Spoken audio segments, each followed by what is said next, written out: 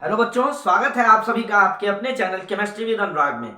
बच्चों, 12th board students के लिए हम लोग बोर्ड एक्सप्रेस चला रहे हैं, जिसमें हमने ऑर्गेनिक केमिस्ट्री में हेलो एल्केन हेलो एरीन की रिएक्शंस देख ली थी। एल्कोहल फिनॉल ईथर का हमने दो पार्ट में से एक पार्ट खत्म कर लिया था। आज सेकेंड पार्ट यानी कि फाइनल पार्ट की बारी है। तो आइए बिना देर किए हम लोग शुरू करते हैं एल्कोहल फिनॉल ईथर की बाकी की बची हुई रिएक्शन को। हमने बात की थी तो ये देखा था कि अल्कोहल की ज्यादातर रिएक्शन हमने पिछले वीडियो में पिछले लेक्चर में कंप्लीट कर लिया था। अल्कोहल की एक इंपॉर्टेंट रिएक्शन बची रह गई थी, उसको हम लोग देख लेते हैं। और वो रिएक्शन है डिहाइड्रेशन रिएक्शन। आज के क्लास की आपकी पहली रिएक्शन हो गई डिहाइड्रेशन ऑफ एल्कोहल्स। एल्कोहलों का निर्जलीकरण, एल्कोहलों का निर्जलीकरण। आपको याद होगा जब हमने कैटलिस्ट को क्लासिफाई किया था कि इन प्रोसेसेस के लिए ये कैटलिस्ट होते हैं, तो उसमें हमने बात की थी कि इंपॉर्टेंट डिहाइड्रेटिंग एजेंट्स जो होते हैं, निर्जलीकारक होते हैं, उसमें H2SO4, CaCl2, P2O5, V2O5, Al2O3, H3PO4, ये सब बहुत सारे डिहाइड्रेटिंग एजेंट थे। तो जब आप अल्कोहल को इन कैटलिस्ट के प्रेजेंस में डिहाइड्रेट कराते हो, H2O निकालने की कोशिश करते हो इसमें से, अल्कोहल्स में से, तो वहां पे टेम्परेचर का एक बहुत ही इंपॉर्टेंट रोल होता है। लोअर टेम्परेचर्स जो होते हैं उस पे ईथर निकलेगा, ईथर मेन प्रोडक्ट बनता है, और जो हायर कैटेगरी के टेम्परेचर होते हैं उसमें आपको एल्कीन मिलती है। जैसे आप एक एग्जांपल समझिए कि आपने H2SO4 लिया और H2SO4 की प्रेजेंस में आपने 140 डिग्री सेल्सियस पर ईथर को हीट किया, एल्कोहल को हीट किया, तो आपको करेस्पॉन्डिंग ईथर मिलेगा। और गौर करने वाली बात यह है कि एल्कोहल के आपको 2 मोल्स लेने होंगे उस दौरान। और फिर अगर वही टेम्परेचर 140 की बजाय आपने 170 कर दिया तो सिंगल मोल में से ही आपको एल्कीन मिलेगी, डबल बॉन्डेड प्रोडक्ट ओलिफिन या एल्कीन मिल जाएगी आपको। जैसे आपने Al2O3 लिया, 250 degree Celsius to 260 degree Celsius तक हीट किया, तो फिर वही बात, 2 मोल्स लेंगे और आपको क्या मिलेगा, ईथर मिलने वाला है। एंड एट 360 डिग्री सेल्सियस हमको क्या मिलेगा, एल्कीन मिलेगी। तो ये कहानी रही। चलिए एथेनॉल का एग्जांपल लेके हम लोग डिहाइड्रेशन समझ लेते हैं। इसका क्या है, जैसे देखिए हमने HOC2H5 लिया, H2SO4 के प्रेजेंस में इसको 140 डिग्री सेल्सियस तक हीट किया, तो क्या होने वाला है, यहां से H एंड OH, H2O निकलेगा और बन गया डाई एथिल ईथर। जैसे ईथर एथिल एथिल घूमने चला गया, ईथर क्या होते हैं, एथिल घूमने चला गया, इसकी मम्मी बुला रही है एथिल, ओ एथिल, तो एथिल आ गया, देखो ईथर बना करके। ये क्या हो गया बच्चों, die ethyl ether, like this. अगर यही टेम्परेचर 170 डिग्री होता तो आपको एक 2 मोल एथेनॉल के नहीं लेने होते, सिंगल मोल से होती रिएक्शन। C2H5OH H2SO4 के प्रेजेंस में 170 डिग्री सेल्सियस, यही वाली रिएक्शन इंपॉर्टेंट है आपके लिए, है ना। इसकी मैकेनिज्म भी होती है, तो आप इसकी मैकेनिज्म को देख लेंगे, बहुत ऐसी टफ मैकेनिज्म नहीं है। यहां से एक H आएगा, यहाँ पे ये बन जाएगा C2H4 प्लस H2O, मतलब ये रिएक्शन कुछ इस ढंग से हो रही है, CH3 CHOH, ठीक है। ये H अपना चार्ज कार्बन को देगा और ये OH यहां से ले जाएगा, OH नेगेटिव H पॉजिटिव, तो यहां क्या हुआ, ये चीज आप यहां उतारेंगे, आपको H2O निकलता हुआ मिला। अब इस कार्बन पर है नेगेटिव चार्ज, इस कार्बन पे है पॉजिटिव चार्ज, तो ये क्या कर लेंगे, डबल बॉन्ड फॉर्म कर देंगे, तो ये C double bond C H H HNH हो गया, एल्कीन बन गई है, बात खत्म। क्लियर है? तो ये डिहाइड्रेशन था एल्कोहल का। एल्कोहल की अमूमन सारी रिएक्शंस खत्म हुई। फिनॉल की बारी आती है बेटा। अब हम लोग फिनॉल की रिएक्शंस की तरफ बढ़ेंगे। फिनॉल की रिएक्शन की तरफ आगे बढ़े उससे पहले आपको एक बात बता दें कि देखो एल्कोहल में भी OH ग्रुप प्रेजेंट है। जो एलिफैटिक एल्कोहल्स हैं RCH2OH मान लो है कोई ग्रुप, यहां भी OH है। और फिनॉलिक एल्कोहल्स मतलब एरोमेटिक एल्कोहल जो फिनॉल है ये है, दोनों में OH ग्रुप आपको दिख रहा है। बट ये OH ग्रुप एसिडिक नहीं है, ये OH ग्रुप एसिडिक है। मीन्स आपसे क्वेश्चन पूछा जाता है, आप अपना अनसॉल्व देखोगे तो आप एक क्वेश्चन पाओगे, बहुत इंपॉर्टेंट क्वेश्चन पाओगे कि फिनॉल एसिडिक है, प्रूफ करिए। पहली बात तो ये। दूसरी बात ये कि फिनॉल की एसिडिटी एथेनॉल से ज्यादा है। कैसे? तो देखो ये भी H निकाल सकते हैं बट बहुत वीक डिसोसिएशन होगा। यहां पे क्या है, यहां पे बॉन्ड ले जाएगा और बनेगा फिनॉक्साइड आयन। ये क्या बना? Phenoxide ion. और फिनॉक्साइड आयन जो फॉर्म होता है ये खुद को स्टेबलाइज करता है मेसोमेरिज्म के जरिए। मेसोमेरिक स्ट्रक्चर्स आप इसके बना देंगे। कहां मिलेगा मेसोमेरिक स्ट्रक्चर आपको? वीडियो में जाइएगा, मैकेनिज्म वाली प्लेलिस्ट में जाएंगे, आप फिनॉक्साइड आयन के जितने भी मेसोमेरिक स्ट्रक्चर्स होते हैं हमने बना के दिखाया है उसको आप जरूर कर लीजिएगा।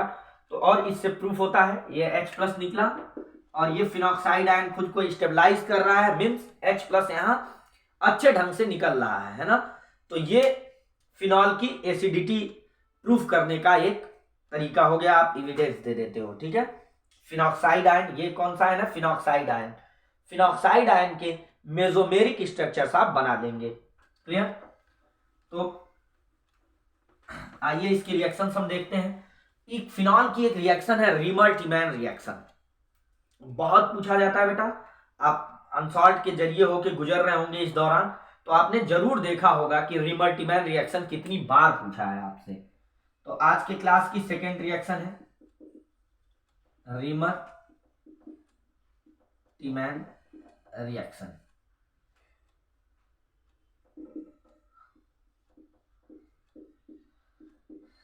रीमर-टीमैन अभिक्रिया बहुत इंपॉर्टेंट क्रिया है ये। इसमें क्या है, आप फिनॉल को जब क्लोरोफॉर्म के साथ या हेलोफॉर्म्स के साथ हीट करते हो किसी बेस के प्रेजेंस में, जैसे हमने NaOH ले लिया, इसके प्रेजेंस में जब आप हीट करते हो, पहली चीज बाई प्रोडक्ट्स पे गौर करो। यहां 3NaCl गया, बॉन्ड जितना अच्छे ढंग से तोड़ोगे, बॉन्ड का ब्रेकिंग सिस्टम आप अगर समझा ले जाओगे तो आप रिएक्शन कर लेगा। और ब्रेकिंग सिस्टम के साथ अगर आप करते हो रिएक्शन तो एग्जामिनर खुश हो जाता है बेटा, है ना। तो यहाँ पे क्या है 3NaCl। Is that clear? Second by product is, यहां एक H है, ये H, ये H, 2H हो गए, या एक H यहां पे है, एक H यहां से, 3OH में से यहां से 2OH ले लिया तो आपको 2H2O मिल गया। बाकी क्या बचा? CHO ग्रुप बचा हुआ है, तो ये OH के साथ यहां हो गया CHO, ये चीज रही। इसका नाम आप लिखेंगे जनरल नेम, तो ये क्या है? ऑर्थो हाइड्रोक्सी OH प्राइयर नहीं है, प्राइयर है CHO, तो ये बेंजल्डिहाइड, इसके ऑर्थो पोजीशन पे OH लगा हुआ है तो ऑर्थो हाइड्रोक्सी बेंजल्डिहाइड। इसका नाम होता है बेटा सैलिसिल एल्डिहाइड। तो मेन प्रोडक्ट ये आपसे पूछेगा how will you form salicyl aldehyde from phenol. आप फिनॉल से सैलिसिल एल्डिहाइड कैसे बनाएंगे? तो कैसे बनाएंगे? रीमर-टीमैन रिएक्शन के जरिए बनाएंगे, जिसमें क्या होता है when phenol is heated with chloroform in presence of a base then orthohydroxybenzaldehyde is formed which is known as salicylaldehyde and reaction is called as Reimer Tiemann reaction. जब आप फिनॉल की क्रिया क्लोरोफॉर्म के साथ एक क्षारक की उपस्थिति में कराते हो तो ऑर्थोहाइड्रोक्सीबेंजल्डिहाइड बनता है जिसे सैलिसिलएल्डिहाइड कहते हैं और क्रिया रीमर-टीमैन क्रिया कहलाती है। काम खत्म। ये एक रिएक्शन इंपॉर्टेंट रिएक्शन निपट गई। इसी के जैसे एक रिएक्शन है कोल्बे रिएक्शन। कोल्बे रिएक्शन में हम फिनॉल ना लेके सोडियम बेंजोएट लेते हैं, सोडियम बेंजोएट लेते हैं ना। तो उससे पहले आप सोडियम बेंजोएट नहीं, अभी आगे हम लोग बात करते हैं। आप पहले NaOH से फिनॉल की रिएक्शन कराइए।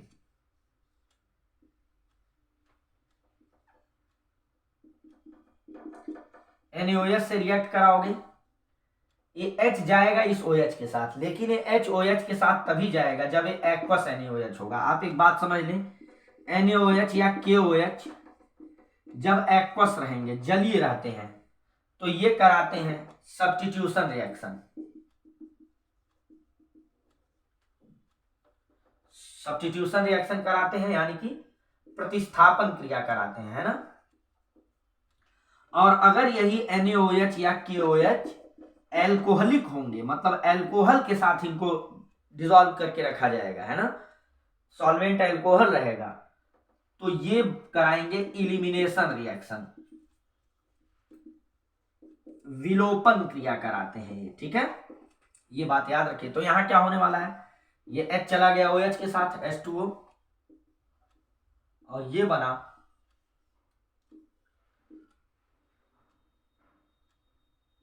ONa, सोडियम फिनॉक्साइड, ए माइनस और यहां प्लस, तो ये सोडियम, अभी हमने बात की है फिनॉक्साइड है,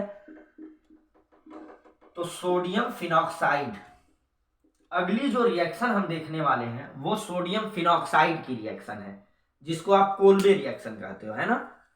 ये कोल्बे रिएक्शन नहीं है। यहां हमने क्या समझा कि सोडियम फिनॉक्साइड हम कैसे बनाएंगे, कैसे बनाएंगे, फिनॉल को रिएक्ट करा देंगे किसी एक्वस बेस के साथ, NaOH या KOH के साथ, एक्वस, है ना। तो कोल्बे रिएक्शन में क्या होता है, आइए देखते हैं। कोल्बे रिएक्शन में हम सोडियम बेंजोएट बनाते हैं सोडियम फिनॉक्साइड से, मतलब इस ढंग से।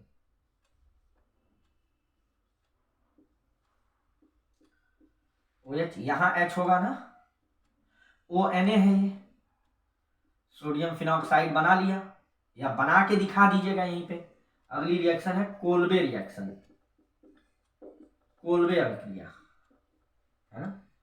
कोल्बे अभिक्रिया में क्या है, अब इसको रिएक्ट कराओ CO2 के साथ। आप यहां पे सिचुएशन थोड़ी याद रखिएगा, 105 degree Celsius temperature and 4 to 5 atmospheric pressure. इसमें क्या होता है बेटा, ये H अपना बॉन्ड यहां देता है और चला जाता है यहां पे, ठीक, और ये Na और COO इस जगह पे अटैक करेंगे, इलेक्ट्रोफाइल है CO2, तो ये OH COO Na। अभी क्या बना, OH को छोड़ दो, ये सोडियम बेंजोएट है, तो नाम हो गया आर्थो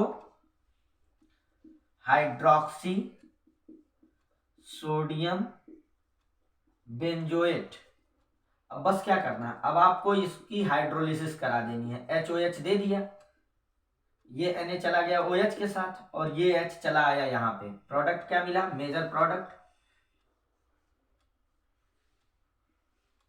यहाँ H2O निकल गया, H2O नहीं सॉरी NaOH रिकवर हो गया फिर से, और क्या मिला, OH और यहाँ COOH। जनरल नेम तो आप IPSC नेम टाइप का लिख ही लेंगे, आर्थो हाइड्रोक्सी बेंजोइक एसिड। अभी आपने ठीक इसके पीछे वाली रिएक्शन में आर्थो हाइड्रोक्सी बेंजल डिहाइड बनाया था। ये क्या है, आर्थो हाइड्रोक्सी बेंजोइक एसिड, तो वो सैलिसिल एल्डिहाइड था, ये क्या हो गया, सैलिसिलिक एसिड। इसका नाम क्या हो गया, सैलिसिलिक एसिड। तो ये दोनों ही रिएक्शन आपके लिए इंपॉर्टेंट है, रिमल्टीमैन रिएक्शन और कोल्बे रिएक्शन, दोनों नेम रिएक्शंस आपके लिए बहुत इंपॉर्टेंट है। आपसे पूछा जा सकता है आप कैसे बनाओगे, फिनॉल से सैलिसिल एल्डिहाइड या फिर फिनॉल से सैलिसिलिक एसिड। ये इंपॉर्टेंट कैटेगरी की एक रिएक्शन थी, खत्म हुई। इसके बाद कपलिंग रिएक्शन है फिनॉल की। कपलिंग रिएक्शंस आपको कई कंपाउंड्स में मिलेंगे। कपलिंग रिएक्शन क्या होगी इसकी, तो यहां पे युग्मन क्रियाएं, फिनॉल की युग्मन क्रियाएं। युग्मन क्रिया क्या है, पहला आप इसमें समझ सकते हैं, बेंजीन डायजोनियम क्लोराइड के साथ।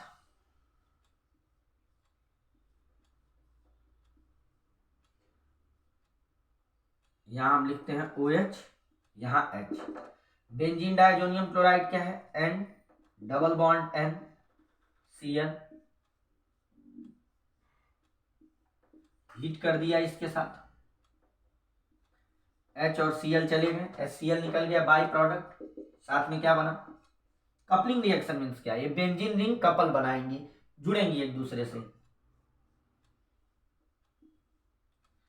N double bond N OH।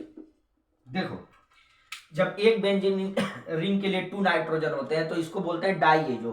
अब डबल बेंजीन रिंग के साथ 2 नाइट्रोजन है तो एक बेंजीन रिंग के लिए 1 नाइट्रोजन मिला, तो इसको बोलते हैं एजो।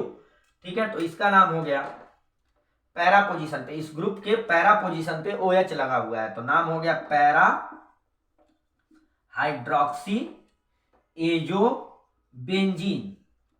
ऐसा जो प्रोडक्ट आप देखते हो ये डाई होता है, ये रेड कलर डाई है, रेड कलर्ड डाई है ना, रंजक, कपड़े वगैरह रंगने के काम में आएंगे।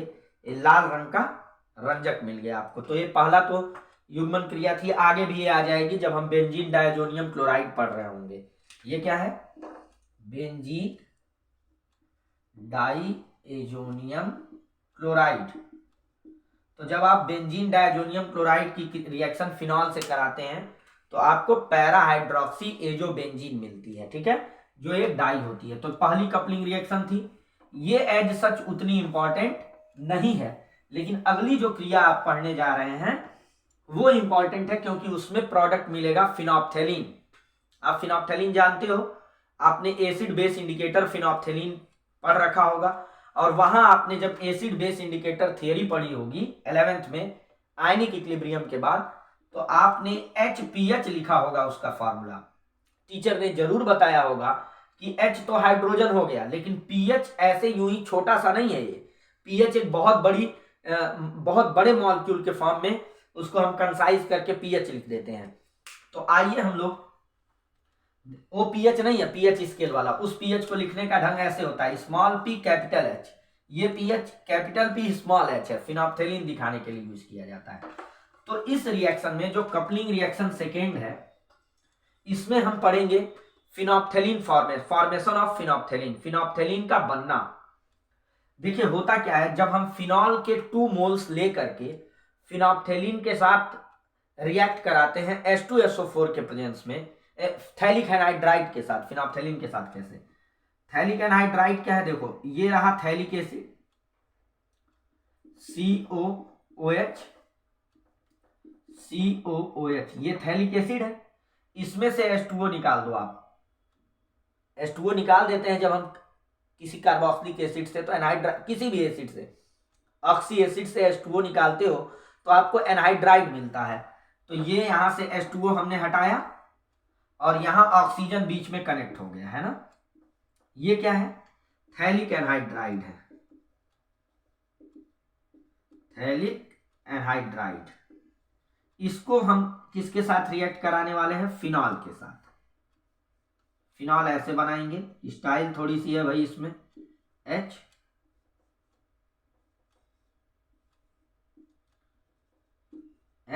यहां OH। क्लियर? किसके प्रेजेंस में रिएक्शन चल रही है? H2SO4 के प्रेजेंस में। क्या हुआ? ये देखो H2O निकल गया कि नहीं? ये यानी कि यहां कनेक्ट कर जाएंगे कार्बन से, H2O निकल गया, और ये CO और यहां से फिनॉल वाली एक रिंग। इजी, रटेंगे तो रटते रहिए भाई, महीना नहीं सालों साल कम पड़ जाते हैं केमिस्ट्री रटने के लिए, फिर बोझ बन जाती है। कॉन्सेप्ट से चलेंगे। देखिए कितना इजी है, थैलिक एनहाइड्राइड बना लिया, ये भी रटना नहीं था। थैलिक एसिड, बेंजोइक एसिड के साथ एक COH और लगाते हो, थैलिक एसिड बन जाता है। H2O निकाल दिया, थैलिक एनहाइड्राइड बन गया। यहां से फिनॉल ला के चिपका दिया, काम खत्म। ये बन गया फिनोप्थेलिन। क्या बन गया? Phenol थैलिन।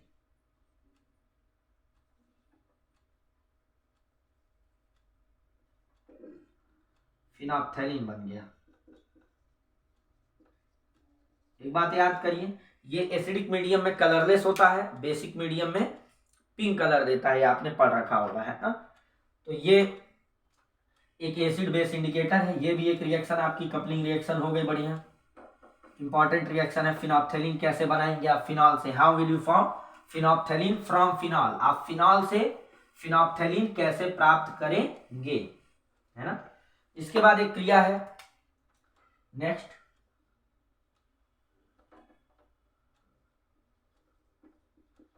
Gattermann formulation reaction. Gattermann formulation reaction, Gattermann फॉर्मलीकरण क्रिया। इसमें क्या है बेटा, हम पहले HCN और HCl को रिएक्ट कराते हैं। HCN और HCl को रिएक्ट कराते हैं, इससे एक इंटरमीडिएट कंपाउंड बनता है। तो ये क्या बना लेगा, ये यहां आएगा, बॉन्ड ब्रेक करेगा, ठीक है, इधर टूटा, N पे इधर आया, N पे नेगेटिव, H पॉजिटिव, यहाँ अटैक कर गया, ये क्लोरीन इस कार्बन पे आके ऐड कर जाएगा। तो ये CHCl डबल बॉन्ड NH, ये बन गया इंटरमीडिएट। ये अटैक करेगा किस पर, फिनॉल पर, एनहाइड्रस AlCl3 के प्रेजेंस में। तो ये फिनॉल के पैरा पोजीशन पे अटैक करेगा, यहाँ H, इसको हम ऐसे दिखा दें CHCl डबल बॉन्ड NH, ये है एनहाइड्रस AlCl3 के प्रेजेंस में रिएक्शन होगी, ठीक। ये बॉन्ड यहां से टूटा, ये कार्बन आके यहां बॉन्डिंग कर दिया, ये कार्बन देखो यहां आके बॉन्डिंग कर दिया, OH CH double bond NH, ठीक। ये इंटरमीडिएट कंपाउंड बना। इसकी अगर आप हाइड्रोलिसिस कराते हो, H2O से ऐड कर दो इसको, ठीक है, क्या होने वाला है, यहां से बॉन्ड ब्रेक किया, यहां से बॉन्ड ब्रेक किया, H2 आया NH के पास, है ना। तो क्या निकला भाई, NH3 निकल गया, और साथ में क्या बना, ये CHO, OH तो था ही, यहां CHO क्या हो गया, पैरा पोजीशन पे हाइड्रोक्सी है और यहां CHO, पैरा हाइड्रोक्सी बेंजल्डिहाइड। वहां सैलिसिलएल्डिहाइड क्या था, ऑर्थो हाइड्रोक्सी बेंजल्डिहाइड, ये पैरा हाइड्रोक्सी बेंजल्डिहाइड बन गया। गाटरमान फॉर्मुलेशन में हाइड्रोसाइनिक एसिड HCl से रिएक्ट किया हाइड्रोक्लोरिक एसिड से, इंटरमीडिएट बना एक, इसने पैरा पोजीशन से हाइड्रोजन हटाया, HCl निकल गया, फिर इसको हाइड्रोलिसिस कराया, हमको मिल गया पैरा हाइड्रोक्सी बेंजल डिहाइड। ऐसे ही एक रिएक्शन है फॉर्मेशन ऑफ बेकेलाइट, फिनॉल से बेकेलाइट बनाना, फिनॉल से बेकेलाइट। बेकेलाइट क्या है, थर्मोसेटिंग प्लास्टिक है ना, मतलब उसको हीट देंगे पिघल जाएगा, फिर आप दूसरे फॉर्म में उसको माउंट कर लेंगे, लेकिन थोड़े हीट से वो नहीं पिघलेगा, है ना। तो अगला है फॉर्मेशन ऑफ बेकेलाइट, बेकेलाइट का बनना, बेकेलाइट का बनना। इसमें हम क्या करते हैं, किसी बेस के प्रेजेंस में, जैसे NaOH के प्रेजेंस में, डाइल्यूट NaOH के प्रेजेंस में आप फिनॉल को रिएक्ट कराते हो फॉर्मेल्डिहाइड से, किसके साथ, फॉर्मेल्डिहाइड के साथ, यानी ये रिएक्शन फॉर्मेल्डिहाइड की भी रिएक्शन है ना। तो यहाँ फिनॉल लिखने का तरीका देखो बेटा, ये चेन रिएक्शन मतलब पॉलीमराइजेशन टाइप की रिएक्शन रहेगी, यहाँ OH, इधर H निकाला, यहाँ H निकाला। फॉर्मेल्डिहाइड क्या होता है, HCHO होता है, तो इसको हमने लिख दिया CH2O के फॉर्म में, किस फॉर्म में, ऐसे डबल बॉन्ड COH, ठीक, फिर फिनॉल इधर OH, यहाँ H, इधर H, ठीक, फिर आपने फॉर्मेल्डिहाइड लिखा HCHO, फिर आपने फिनॉल लिखा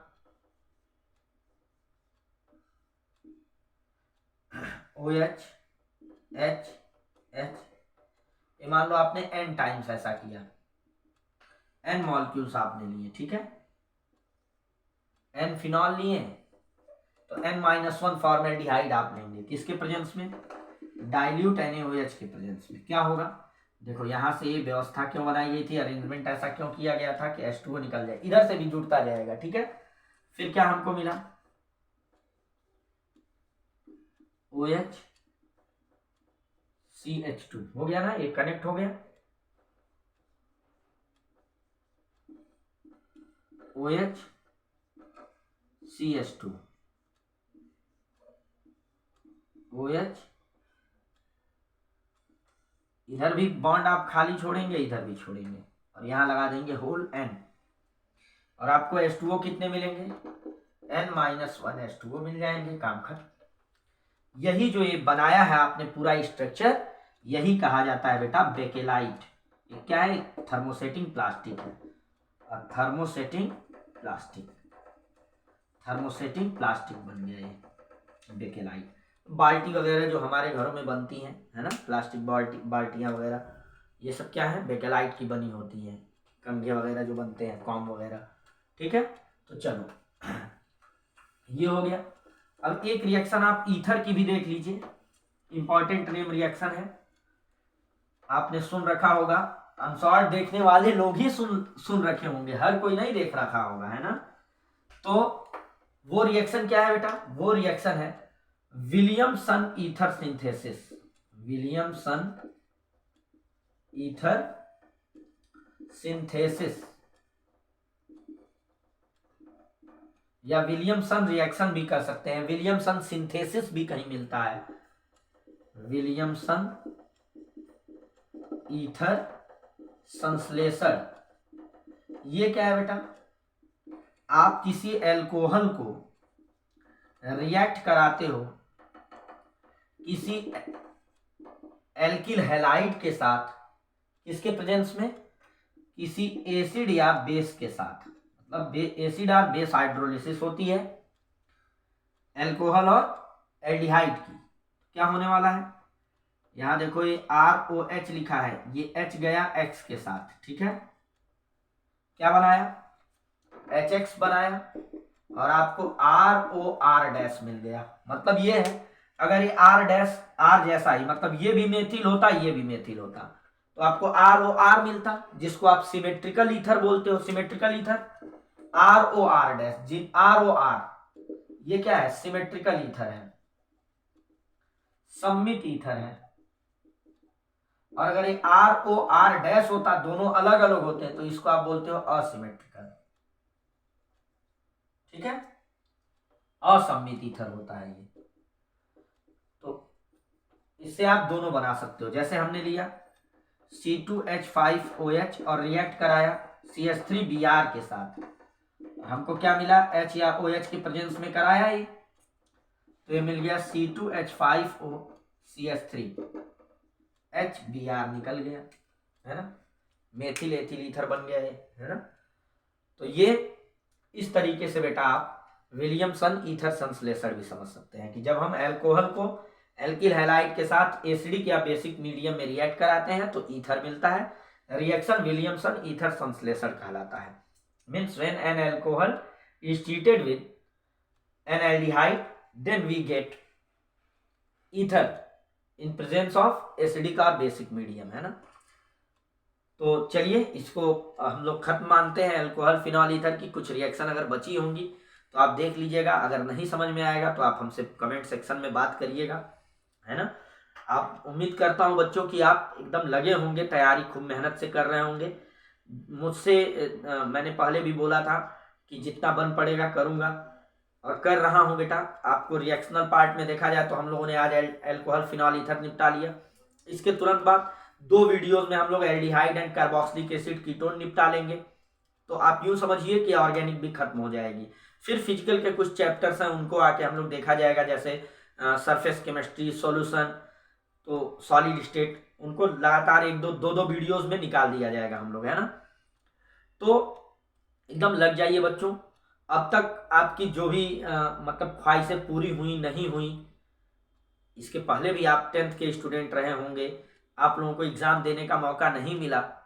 आप में से बहुत से लोगों को ये महसूस हुआ होगा कि हमें एग्ज़ाम देने का मौका मिलता तो हमने ये कर दिया होता, वो कर दिया होता, पहाड़ तोड़ दिया होता, है ना। मौका मिला है तो अब अपने आप को प्रूव करिए आप, है ना। अब तक जितनी भी निराशाएं आपके हाथ में आई रही होंगी, आप बचपन से पढ़ते हुए आए होंगे, तमाम चांसेस आए होंगे।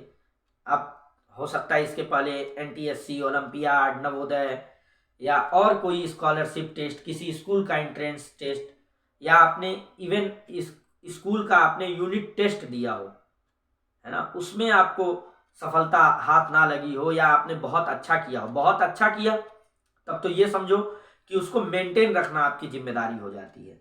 और अगर आपको निराशा हाथ लगती रही है तो एक बात याद रखना बेटा कि हजारों ख्वाब टूटने के बाद एक सवेरा होता है। हजारों ख्वाबों में खोए रहते हैं और वो टूटते जाते हैं, और उसके बाद कहीं एक सुबह होती है। तो आपके 1000 ख्वाबों में से एक ख्वाब आपका ये भी होना चाहिए कि टूटे बने जो भी हुआ, है ना, अब जो आप ख्वाब देख रहे हो वो भी टूट सकता है अगर उसको सिर्फ ख्वाब ही रहने दोगे तो। क्योंकि ख्वाब और टारगेट में फर्क होता है बेटा। ख्वाब है तो टूट सकता है। सुबह तभी होगी जब जगोगे, कुछ उसके लिए काम करोगे। जगना पड़ता है तो जगिए और लक्ष्य बनाइए, सपना नहीं। ख्वाबों में मत खोए रखिए अपने आप को। ख्वाब तो बहुत से लोग देखते हैं, अरे यार हम बोर्ड टॉप करेंगे, IIT चले जाएंगे, ठीक है। तो ये ख्वाब बन के ना रह जाए बेटा 12th का। कहने का ये मतलब है आप क्या करिए, खूब मेहनत से इसको एकदम टारगेट बनाइए, अच्छी स्ट्रेटजी बनाइए, इम्प्लीमेंट करिए, अपने एक्शन मोड में आइए और टू द पॉइंट चीज़ों को लेके चलिए। अब आपको सिलेबस पे स्टिक करना है ना। सिलेबस के अकॉर्डिंग जो भी चीज़ें हैं, जो जो पोर्शन आपका बच रखा है उसको तेज़ी से कवर करिए। और फिर आप जब कवर कर ले जाएंगे एक अच्छी स्ट्रेटजी के साथ, है ना, मार्क्स गिनिए कि आप कितने मार्क्स को कर पा रहे हो, ठीक है। टारगेट और सपने में यही फर्क होता है बेटा। जब आप गोल बनाते हो किसी चीज़ को तो यही फर्क होता है कि ख्वाब के साथ जब स्ट्रेटजी जुड़ती है, रणनीति जुड़ती है और फिर वो एक्शन मोड में आता है, तभी वो ख्वाब लक्ष्य में बदलता है बेटा, और फिर लक्ष्य हासिल हो जाता है। तो एकदम जी जान से लगे रहिए, हम आपके साथ हैं बेटा, और आप हमारे साथ रहिए, बने रहिए। बेल आइकन ना दबाया हो तो बेल आइकन दबा लीजिए कि ये जो इंपॉर्टेंट नोटिफिकेशंस हैं आपको मिलती रहें। इवन अगर अब तक चैनल सब्सक्राइब ना किया हो तो चैनल सब्सक्राइब करिए, और कमेंट जरूर किया करिए। आप लोग जरूर बताइए कि आपको कैसा लग रहा है, जिससे मैं आपके लिए खड़ा रह सकूं और मुझे एनर्जी मिले कि मैं कुछ कर सकूं आपके लिए और कुछ, है ना।